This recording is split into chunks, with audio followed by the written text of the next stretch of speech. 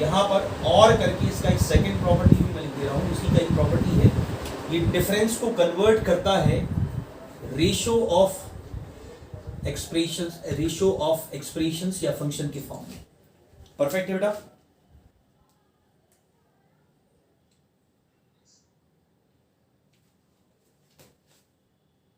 ठीक है ना? नाउ आगे जाते हैं, ध्यान देना, ये दोनों प्रॉपर्टीज एक्सपोनेंशियल फंक्शन के बिल्कुल बेसिक प्रॉपर्टीज हैं। इसी तरह का एक सेकंड फंक्शन लेते हैं जो बिल्कुल इसका अपोजिट है, मतलब जो प्रोडक्ट ऑफ इनपुट को कन्वर्ट कर रहा है सम ऑफ फंक्शंस के फॉर्म में। करेक्ट है ना? F of X plus F of Y के फॉर्म में। करेक्ट है? या फिर कन्वर्ट कर रहा है रेशियो ऑफ इनपुट्स को डिफरेंस ऑफ फंक्शन के फॉर्म में। ये प्रॉपर्टी एग्जैक्टली अपोजिट हो गए जो फर्स्ट फंक्शन है उसके, तो फंक्शन भी एग्जैक्टली अपोजिट आएगा। जो पहला फंक्शन था वो एक्सपोनेंशियल था, और एक्सपोनेंशियल का अपोजिट या इनवर्स फंक्शन होता है लॉगरिथमिक फंक्शन। तो यहां पर हम लोग एक फंडामेंटल लॉगरिथमिक फंक्शन कंसीडर करेंगे। फंक्शन होगा F of X equals to log of X base A where A greater than 0, A not equals to 1। Perfect है बच्चों? Is it clear? ठीक है ना? बिल्कुल आसान है। Very nice. वेयर एक्स, देखो इसमें क्या है, ऑटोमेटिक जैसी लॉग का एग्जिस्टेंस होगा तो x ग्रेटर देन 0 हो जाएगा।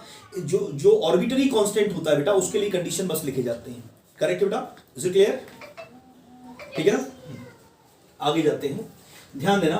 तीसरा मैंने एक ऐसा फंक्शन लिया था जिसका प्रॉपर्टी बड़ा नॉर्मल या नेचुरल सा प्रॉपर्टी है, जो सम को सम ऑफ फंक्शन के फॉर्म में कन्वर्ट करता है, या फिर डिफरेंस ऑफ इनपुट को डिफरेंस ऑफ फंक्शंस के फॉर्म में कन्वर्ट करता है। करेक्ट है ना?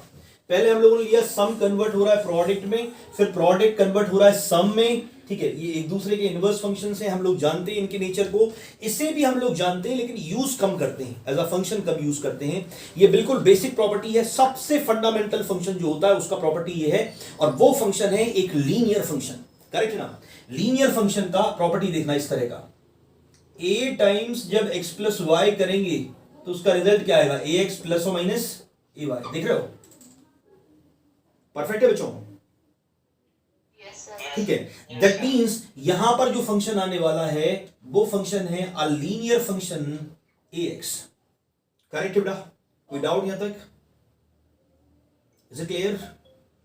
ठीक है, लिखिए थर्ड केस में if f of x plus or minus y equals to f of x plus or minus f of y, then f of x equals to ax. Correct है बच्चों? Is it clear? Yes. Very nice, बहुत बढ़िया। अब इसी तरह का एक बिल्कुल नॉर्मल सा प्रॉपर्टी है, if f of x dot y, product of input को प्रोडक्ट ऑफ फंक्शन के फॉर्म में कन्वर्ट करने वाला फंक्शन, और f of x by y, इसको हम लोग रेशियो ऑफ फंक्शन को लिख सके। मतलब ये जो था ये एडिशन या डिफरेंस को एडिशन या डिफरेंस में कन्वर्ट कर रहा है, ये प्रोडक्ट या डिवीजन को प्रोडक्ट में या डिवीजन में कन्वर्ट कर रहा है। क्या है? ठीक है बच्चों? Is it clear?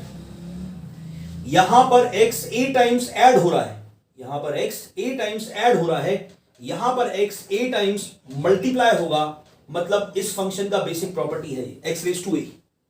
देख रहे हो? x रेज टू ए।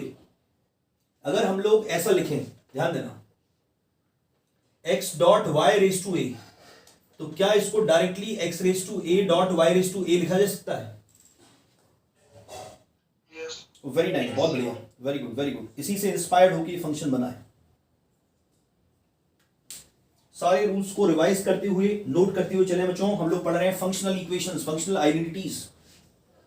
ये कुछ फंडामेंटल फंक्शनल आइडेंटिटीज हैं।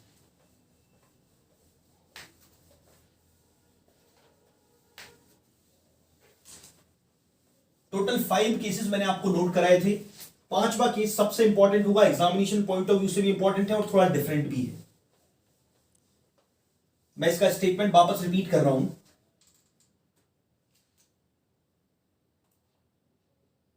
इसमें स्टेटमेंट है, if f of x is a polynomial such that F of X plus F of 1 upon X is equal to F of X dot F of 1 upon X. Perfect है बेटा? Very good, very good. और इसका result मैंने आपको दिया था, then F of X is equal to 1 plus और minus X raise to N, है ना बेटा? मैं इसको स्टेब्लिश कर रहा हूं, आप ज्यादा इस प्रूफ पे जाना मत, बस प्रूफ समझ लेना, ठीक है? वैसे आपने एक प्रूफ किया होगा कि ये फंक्शन इसको सेटिस्फाई कर रहा है ना बेटा? किया है आपने अटेम्प्ट? जब आप इस फंक्शन को कंसीडर करते हैं, यहां पर सब्स्टिट्यूट करेंगे तो सेटिस्फाई करेगा, ठीक है?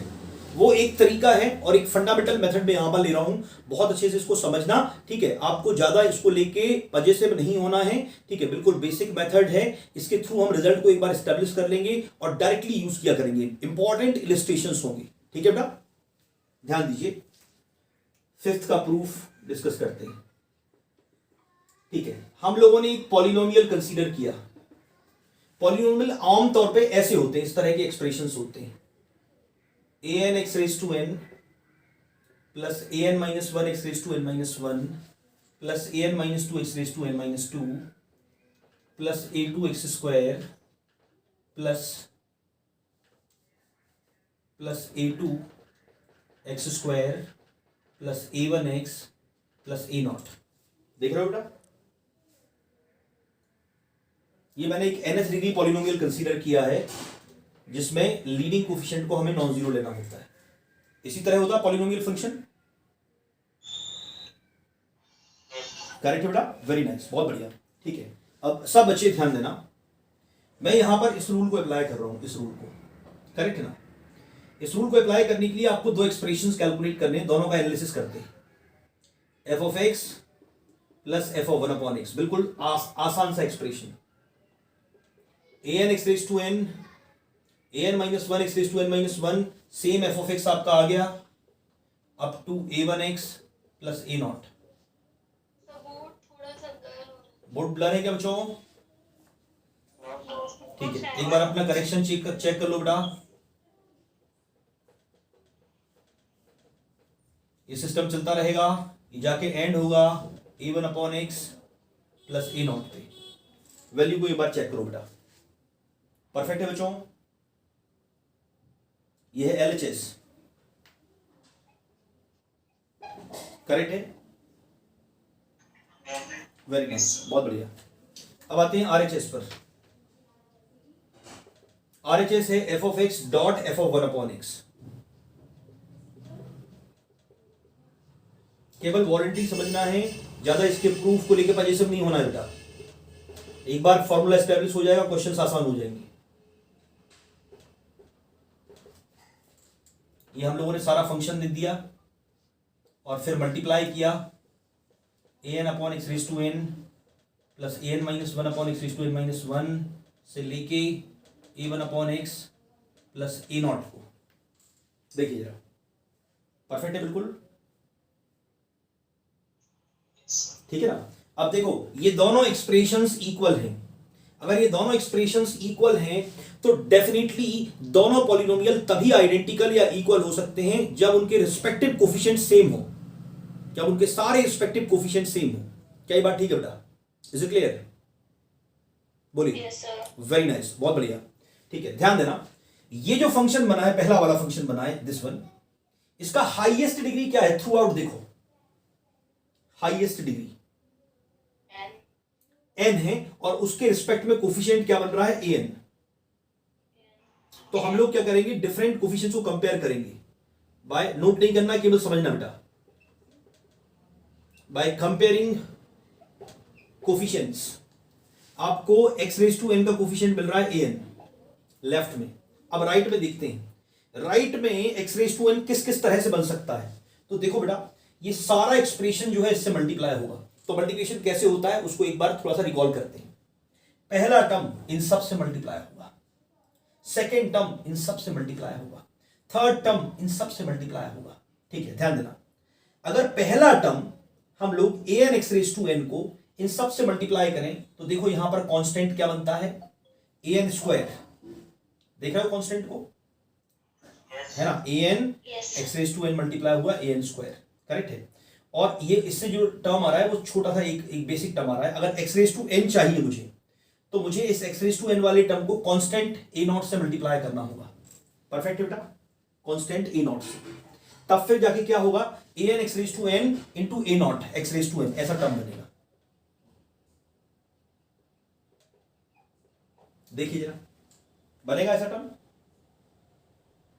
अदरवाइज अगर मान लो मैं इसको किसी से भी मल्टीप्लाई करूंगा तो ये कैंसिल हो जाएगा, एक्स कैंसिल होने से डिग्री कम हो जाएगी। परफेक्ट है, बोलो बेटा, वेरी नाइस, बहुत बढ़िया, ठीक है।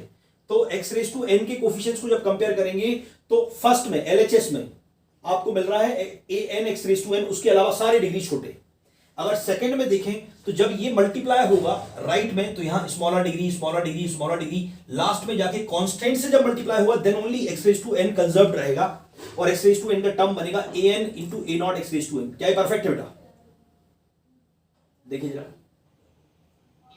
ठीक है। अब बहुत बढ़िया, वेरी गुड बच्चों, वेरी गुड। अब इसको थोड़ा आगे बढ़ाते हैं। ए एन को कैंसिल किया, यहां से आपको ए नॉट का वैल्यू मिल जाएगा 1। परफेक्ट है बिल्कुल, value of A not is 1, ठीक है ये, ठीक है। अब देखिए, अब सेकेंड डिग्री पर आते हैं। सेकेंड डिग्री है n माइनस 1, करेक्ट है। और ये किसके साथ मिल रहा है, x raise to N minus के साथ, n माइनस 1 के साथ, और कोफिशिएंट इसका क्या है, A N minus 1 X raise to N minus 1, इस तरह का टर्म मिल रहा है, सेकेंड टर्म। परफेक्ट है बच्चों, सेकेंड टर्म एलएचएस में, करेक्ट है, ठीक है। डिग्री हमें क्या चाहिए, n माइनस 1। अब देखो, ये जो एक्सप्रेशन है ये यहां पर मल्टीप्लाई होगा, तो क्या डिग्री n से x रेज टू n से n माइनस 1 हो सकती है क्या? देखो जरा, बिल्कुल हो सकता है, जबकि ये सेकेंड लास्ट टर्म से यहां पर मल्टीप्लाई हो। देखो जरा, ऐसे a N into a one, ऐसा टर्म बन रहा basically, x raise to N into a one by x. Perfect है बेटा, ये दोनों जब कैंसिल होंगे ना तो हमारा जो डिग्री है वो मिल जाएगा हमें। क्या ये परफेक्ट है बेटा? ठीक है ना। अब देखना, ध्यान देना, ये जो सेकेंड टर्म है क्या ये भी n माइनस 1 डिग्री दे सकता है, कैपेबल है? बोर्ड ब्लर है क्या बच्चों? वेरी नाइस, मैं चेंज कर रहा हूं, वेट करना जरा थोड़ा।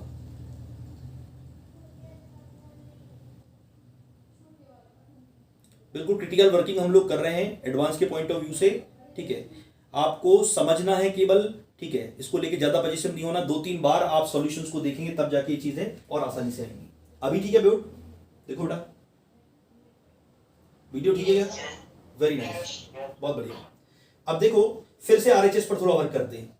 क्या A N minus 1 X raise to N minus 1 किसी से यहां मल्टीप्लाई होके X raise to N minus 1 दे सकता है? दे सकता है। देखो किसके साथ दे सकता है, इस कांस्टेंट के साथ। भाई इसके बाद खुद के पास X raise to N minus 1 degree है, तो इस कांस्टेंट से ए नॉट से मल्टीप्लाई होगा मतलब ऐसा टर्म बनेगा। देखो जरा, A N minus 1 X raise to N minus 1 into A naught, ऐसा टर्म बनेगा। क्या ये बिल्कुल परफेक्ट है बच्चों? Is it clear? ठीक है। इसके अलावा कोई भी टर्म, क्योंकि आगे क्या होगा, डिग्री कम हो गया है, ठीक है, तो अब ये किसी से भी मल्टीप्लाई होगा तो आपको डिग्री कम ही मिलेगा, डेफिनेटली स्मॉलर मिलेगा। इसके अलावा कोई और टर्म इस कैपेसिटी को नहीं रखता। क्या ये परफेक्ट है बच्चों? देखिए जरा, ठीक है ना। अभी और भी कंपैरिजन चलेगा, और भी कंपैरिजन होगा, बहुत ध्यान से देखना। अब देखो, यहां से हम लोगों ने लिखा A N minus 1 is equal to A one into A N plus A N minus 1 dot A naught. Perfect है बिल्कुल। देवेश ऑडियो ऑफ करो बेटा। ठीक है, देखिए जरा, परफेक्ट है। अब ध्यान देना सभी, इसे आगे लिख दिया हम लोगों ने, A N minus 1 is equal to A one into A N plus A N minus 1 into A naught का वैल्यू 1, ए नॉट का वैल्यू 1। क्या परफेक्ट है? अच्छा, देखो ध्यान देना सभी, ध्यान देना। हम लोग क्या कर रहे हैं, एलएचएस और आरएचएस में हर एक टर्म को अलग अलग कंपेयर कर रहे हैं। अलग अलग कंपेयर कर रहे हैं, करेक्ट है। थोड़ा सा एग्जॉस्टिव वर्क है, बढ़िया से ध्यान देना। ये जो LHS है इसका ये हाईएस्ट डिग्री था x रेज टू n, इसके अलावा कहीं और है x रेज टू n इसमें, इस पूरे एक्सप्रेशन में नहीं है ना कहीं पर, ठीक है। तो हमने वहां से टर्म लिख दिया an x raise to n, perfect है बेटा, an x raise to n, very good. अब देखो इसको सर्च करते हैं RHS में, इसमें सर्च करते हैं तो an x raise to n ये दोनों मल्टीप्लाई होंगे। देवेश तेरा ऑडियो ऑफ करो बेटा। an x raise to n multiply होगा यहां पर, परफेक्ट है बेटा, करेक्ट है ना। देखिए जरा, अब ये जो an x raise to n multiply करने के बाद आपको degree x raise to n ही मिलना चाहिए, डिग्री n मतलब ये टर्म कंजर्व रहना चाहिए। तो ये किससे जाकर मल्टीप्लाई होगा, कांस्टेंट से जाकर मल्टीप्लाई होगा। अगर आपने किसी और से किया तो डिग्री कम हो जाएगा, क्या ये परफेक्ट है भाई। यहां पर 1 डिग्री कम होगा, यहां पर 2 डिग्री कम होगा, 3 डिग्री कम होगा, लास्ट में जाके तो कांस्टेंट ही हो जाएगा। तो मुझे कांस्टेंट से मल्टीप्लाई करना चाहिए, तो मैंने क्या किया, टर्म बनाया an x raise to n into a nought. ये देखिए क्या है, परफेक्ट है बेटा। मैं आप चाहो तो डिग्री चेंज हो गई तो फिर इक्वल नहीं रहेंगे ना, कंपेयर कर रहे हैं अभी x रेज टू n को, फिर डिग्री जहां चेंज होगी तो उसको उससे कंपेयर, चेंज होके मान लो n-1 बना तो n-1 से कंपेयर करेंगे। अभी x रेज टू n कहां कहां पर आ सकता है उसको चुन रहे हैं, है ना बेटा, करेक्ट है, बहुत बढ़िया। अब ध्यान देना, इसी तरह का वर्क अब हम लोग सेकंड डिग्री पर करेंगे बेटा। सेकंड डिग्री क्या होगा, 1 डिग्री कम, n-1, ठीक है। n-1 डिग्री के लिए देखो, ये पहले टर्म में n डिग्री, इसमें n-1 है, किसी और में n-1 है क्या LHS में, नहीं।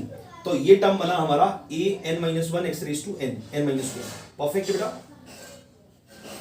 करेक्ट है। अब इसको इस प्रोडक्ट के अंदर देखते हैं, ये बड़ा प्रोडक्ट है बेटा, इस तरह के एक्सप्रेशंस को बोलते हैं मल्टीनोमियल। मल्टीनोमियल MSc के स्टूडेंट्स को भी नहीं आता है, ठीक है ना। तो इसको लेके बिल्कुल निश्चित आप सीखने के पॉइंट ऑफ व्यू से देखना, आपको बिल्कुल नहीं रटना है, आपको ऐसा कोई प्रूफ नहीं करना है, आपके सिलेबस में केवल ये फॉर्मूला है, करेक्ट है ना। तो आप सीखने के पॉइंट ऑफ व्यू से इसलिए ले रहा हूं क्योंकि मैं इसका यूज करूंगा कहां पर, बाइनोमियल में एक मल्टीनोमियल वाला पोर्शन में लूंगा, ठीक है, क्योंकि एडवांस में रिक्वायरमेंट थोड़ी ज्यादा होती है। एडवांस जो है वो थोड़ा सा हायर लेवल का एग्जामिनेशन है, ठीक है ना, उसकी नीड थोड़ी बढ़ जाती है, तो वहां पर कभी कभार जरूरत पड़ सकती है, ठीक है। दूसरा, मैं इसको यूज करूंगा बेटा लिमिट्स में। लिमिट्स में कुछ हायर लिमिट्स होते हैं जो एक्सपांशन के थ्रू कैलकुलेट होते हैं, उसमें भी हम लोग इसको यूज किया करेंगे। तो आप इस प्रोसेस में अभी आए हैं, ये प्रोसेस जैसे मान लो 100 पॉइंटर का प्रोसेस है, तो अभी आप 1 2 3 पर चल रहे हैं, करेक्ट बेटा। ये एक लंबी प्रक्रिया है, जब मैं 10 बार कम से कम में है ना 10-12 प्रॉब्लम ऐसे लूंगा, ठीक है, तो और कंफर्टेबल होने लगोगे आप, करेक्ट है ना। जरा देखिए, इस चैप्टर में नहीं लूंगा, अलग अलग चैप्टर्स में आएंगे ऐसे प्रॉब्लम्स, कंपैरिजन ऑफ कोफिशिएंट। अब वापस देखना, यहां पर टोटल n+1 टर्म, यहां पर टोटल n+1 टर्म, जब ये n+1 टर्म n+1 टर्म से मल्टीप्लाई होंगे तो n+1 स्क्वायर टर्म, मतलब अगर यहां 100 टर्म है, यहां 100 टर्म है, तो 100 स्क्वायर इतनी इस प्रोडक्ट में टर्म आएंगे, देख रहे हो, करेक्ट है ना। उसमें से हम लोग कुछ कोफिशिएंट्स को चुन रहे हैं अलग अलग, ठीक है। कैसे चुन रहे हैं, देखो n-1 को चुनते हैं, तो an-1 x raise to n-1 left में आया LHS की वजह से। RHS में n-1 डिग्री कैसे आ सकता है उसको थोड़ा सा देखते हैं, उस पर वर्किंग करते हैं। पहला कोफिशिएंट देखिए an x raise to n, an x raise to n को अगर यहां मल्टीप्लाई करें पहले टर्म से, तो देखो ये तो पूरा ही कैंसिल हो गया कंप्लीट, यहां x रह गया, करेक्ट है। ऐसे बढ़ते जा रहे हैं आगे, तो इस तरफ देखते हैं लास्ट में कोफिशिएंट देखो, a0 से जब मल्टीप्लाई हो रहा है तो वेरिएबल बन रहा है x रेज टू n, जो यहां बना भी था, परफेक्ट है बच्चों। अब मुझे क्या चाहिए, x रेज टू n नहीं चाहिए, x रेज टू n-1 चाहिए। तो कितने x कैंसिल होने चाहिए, कम होने चाहिए, 1x, परफेक्ट है। अगर मान लो n से मुझे n-1 बनाना है तो कितने x कम होने चाहिए, 1x, 1x कैंसिल होने चाहिए, क्या परफेक्ट है। वापस से देखो, अगर आपको x रेज टू n को x रेज टू n-1 में कन्वर्ट करना है तो किससे डिवाइड करना होगा, x से डिवाइड करना होगा ना, करेक्ट है। तो ये जो टर्म जब मल्टीप्लाई हुआ ना a1/x, तो 1x कैंसिल हो जाएगा, 1x डिवाइड हो जाएगा, और डिग्री n की बजाय क्या रह जाएगा, n-1, परफेक्ट है ना। तो देखो यहां पहला टर्म जब यहां सेकेंड लास्ट टर्म से मल्टीप्लाई हुआ, तो देखो टर्म कैसा बना, an x raise to n into a1/x, correct है। इसको डिग्री वाइज देखेंगे तो n-1 1 डिग्री कम हो जाएगा, क्या ये परफेक्ट है बच्चों, is it clear, yes sir. Very nice, बहुत बढ़िया बेटा, ठीक है। सभी ध्यान देना। अब फिर से जो n-1 डिग्री है वो एक ही टर्म में नहीं और टर्म में भी बन सकता है, उसको चेक करते हैं कैसे बन रहा है। an-1 x raise to n-1 को जब मल्टीप्लाई करेंगे यहां कांस्टेंट से, सेकंड टर्म को मल्टीप्लाई करेंगे जब कांस्टेंट से, तो टर्म देखो क्या बनता है, an-1 x raise to n-1 into constant e0, इसका तो डिग्री ही n-1 है। क्या ये परफेक्ट है बच्चों? Is it clear? Yes sir. Very nice, very nice, ध्यान देना। अब x रेज टू n-1 को कैंसिल कर दिया तीनों से, कैंसिलेशन के बाद आया an-1 equals to a1 into an plus an-1 into a0।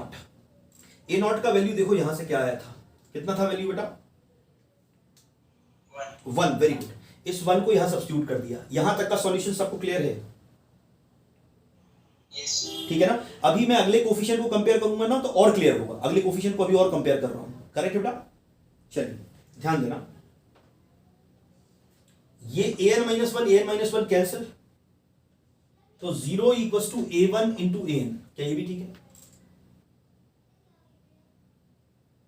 बोलिए। वेरी गुड, इससे a1 का वैल्यू क्या आ गया? 0। जैसे a0 का वैल्यू 1 आया था वैसे a1 का वैल्यू 0। ये an-1 कैंसिल आपस में, a1 ये टू an। वन वाला स्टेप समझ नहीं आया। एक मिनट, ये लास्ट स्टेप क्लियर है बेटा? सर वो n-1 a1 an कैसे हो गया? ये बात ये बोल रही हो, ठीक है ना? सर उसके बाद हाँ समझ गया मैं।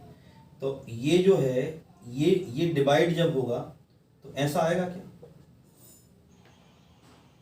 Yes sir. करेक्ट है। अब ये इसको मैं तीनों को कैंसिल कर दे रहा हूं,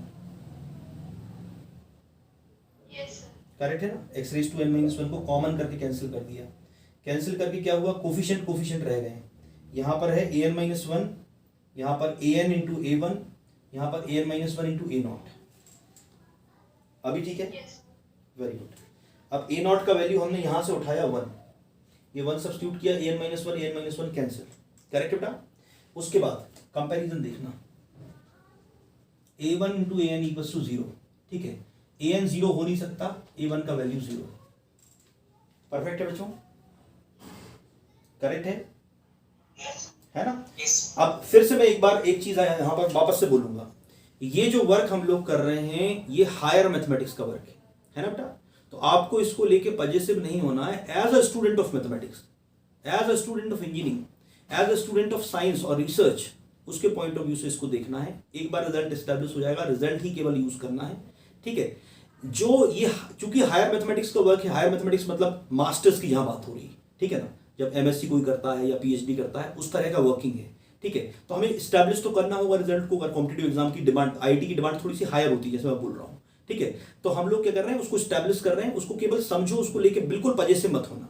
करेक्ट है ना? बिल्कुल कोई पेनिट्रेशन नहीं होना चाहिए, बढ़िया तरीके से समझना। अभी हम लोगों ने क्या किया है, दो टर्म को कंपेयर किया है, एक एक्स रेज टू n का कोफिशिएंट और एक एक्स रेज टू n-1 का कोफिशिएंट। यही किया है बच्चों, कोई डाउट्स है? ठीक है ना। अब देखो मैं कुछ और को अगले को कंपेयर कर रहा हूं, इसके थ्रू और समझेंगे इसे, इसके थ्रू ये जो कंपैरिजन किया ना ये और आसान हो जाएगा, ठीक है। अब आगे देखना, रिजल्ट को हटा रहा हूं, इस स्टेप को हटा रहा हूं। प्रूफ बना हुआ है बोर्ड पर, कुछ भी नोट करने की जरूरत नहीं है, केवल समझना है बेटा, है ना, केवल समझना है। ये जो आपने कंपेयर किया उसे नोट नहीं करना करना है, करेंगे, नोट करेंगे, ठीक है। एक बार समझ तो नहीं थोड़ा, ठीक है ना Shweta? Mathematics is about understanding, not about notes. Correct है? नोट करेंगे, नोट इज सेकेंडरी, ठीक है। एक बार समझ लेते हैं, करेक्ट है? समझे? मैं हटा नहीं रहा हूं उसको, हटाया मैंने कुछ भी नहीं, तुमने देखा होगा हटाया क्या मैंने? ठीक है, मैंने केवल स्टेटमेंट हटाया जो नोट करा दिया था कल की क्लास में, ठीक है। आगे जाएं, बोलो ना बेटा, ठीक है ना। यार बेटा देखो, हम वॉर फ्रंट पे मतलब वहां पर हैं और अपन डिस्कशन जो है उस तरह से नहीं करेंगे तो मजा नहीं है। तो मैच्योरिटी समझने वाली तो रखनी है, कौन बोल रहा है करना है इसको, आपको कोई नहीं बोल रहा है, ठीक है। ध्यान दीजिए, coefficient of x raise to n-2, इसको देखते हैं। करेक्ट है ना बच्चों? तो देखो इस वाले टर्म में तीसरे नंबर का टर्म है, यहां पर आएगा an-2 x raise to n-2। Perfect है श्वेता? करेक्ट बेटा? Yes sir. ठीक है, तो मैंने इसको लिख दिया। क्या होता है ये जो हमारी आदत है ना एक्सप्रेशन देख के घबराने वाली, इसको छोड़ दो बिल्कुल। आप वो साइंस पढ़ने जा रहे हो अब जब दुनिया की तमाम समस्याओं को आप रिजॉल्व करोगे। कोई कहीं अटक गया, करेक्ट है ना? मान लो बहुत सारी माउंटेन्स हैं, उसके बीच में कोई कहीं अटक गया, ठीक है, चारों तरफ से बारिश हो रही है, भूस्खलन हो रहा है, ठीक है, आपको एक ऐसा शानदार उसको पाथ भी देना है जिससे वो रीच कर सके मेनलैंड को। यह है इंजीनियरिंग का मीनिंग, करेक्ट है ना? आपको समंदर को पाट के, ठीक है, आपको एक अच्छा सा एक रोड, एक ब्रिज बनाना है, ठीक है, वो है इंजीनियरिंग, जिससे यहां का कल्चर वहां और वहां का कल्चर यहां जा सके। आप जानते हो इजिप्ट को, आप जानते हो, ठीक है ना? है ना? आप इटली को भी जानते हो, रोम को जानते हो ना? करेक्ट है ना? अब मैं आपको एक ग्लोब के थ्रू इस बात को बताता हूं। कई बार क्या पढ़ते पढ़ते हम लोग केवल सिलेबस, एग्जाम, कंपटीशन, इन सबको, जॉब्स, इन सबको ही सोचते रहते हैं, खास बात को भूल जाते हैं कि हम किस लिए इंजीनियरिंग को पढ़ रहे हैं। छोटी सी मिसाल दे रहा हूं, परेशान मत होना उसको देखे, इन सब के लिए हम लोग कर रहे हैं। ये ग्लोब में मेडिटेरियन सी है बेटा, दिख रहा है क्या? यहां पर भूमध्य सागर बोलते हैं हिंदी में उसको, मेडिटेरियन सी। ये अपर साइड में यूरोप है, लोअर साइड में अफ्रीका है, करेक्ट है ना? है, करेक्ट है ना? देखो मोरक्को को देखो, अल्जीरिया को देखो और स्पेन को देखो। ये स्पेन है, करेक्ट है ना? ये ऊपर इटली है, ये पुर्तगाल है, करेक्ट है ना? ये अल्जीरिया है, ये मोरक्को है। इनके बीच में डिस्टेंस कितना है? कितना डिस्टेंस है ये देखो जरा, डिस्टेंस हार्डली 100 किलोमीटर होगा, बहुत भी हुआ तो। इंडिया और श्रीलंका के बीच में बहुत ज्यादा गैप है बेटा, ये गैप भी नहीं है यहां पर, देख रहे हो? Is it clear? ठीक है ना? स्पेन के सिविलाइजेशन में, या रोमन सिविलाइजेशन का पार्ट था ये। रोमन सिविलाइजेशन आज तक के सबसे डेवलप्ड सिविलाइजेशन में से, आज भी अमेरिका उतना डेवलप नहीं है जितना रोमन सिविलाइजेशन था। आज भी अमेरिका में कोई अच्छा कानून लाने के लिए बहुत बहस करनी पड़ती है, बहुत विरोध झेलना पड़ता है, करेक्ट है? रोमन एम्पायर में ऐसा नहीं था, वहां तो अच्छी बातें ऑटोमेटिक लागू हो जाती थी, इस तरह का एम्पायर था, करेक्ट है ना? ये जो रोमन एम्पायर है, ये अगर यहां इस तरफ फैल जाता तो इस तरफ यहां पर भी बहुत बड़े बड़े सिविलाइजेशंस एग्जिस्ट कर रहे होंगे, जैसे यूरोप में जो चेंज आया है उस तरह का चेंज यहां पर दिख रहा होता। क्या ये बात ठीक है बेटा? अगर ये बीच में ये समंदर नहीं होता तो, करेक्ट है ना? ये समंदर नहीं होता तो ये चीज हो जाती। क्या ये परफेक्ट है? Is it clear? क्या ये बात ठीक है ना? है ना? अब ये समंदर की जो दूरी है, इसको कम करने वाला इंसान इंजीनियर है। इसको कम करने वाला इंसान, अगर मान लो उस समय इंजीनियरिंग उस लेवल पे होती तो द ग्रेट रोमन सिविलाइजेशन जो है ना, इस तरफ पूरा स्प्रेड होता यहां पर, कम से कम इस हिस्से में, करेक्ट है ना? इस हिस्से में स्प्रेड होता तो स्पेन का या पुर्तगाल कितना डेवलप रहा है यार, सबसे पहले दुनिया की तमाम देशों पर राज करने वाला ये देश है।